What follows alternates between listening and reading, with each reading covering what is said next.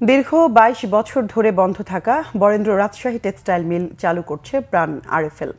Bangladesh Textile Mill Corporation বিটিএমসির সঙ্গে private public পার্টনারশিপের PPP আওতায় এই মিলটি চালু করা হচ্ছে।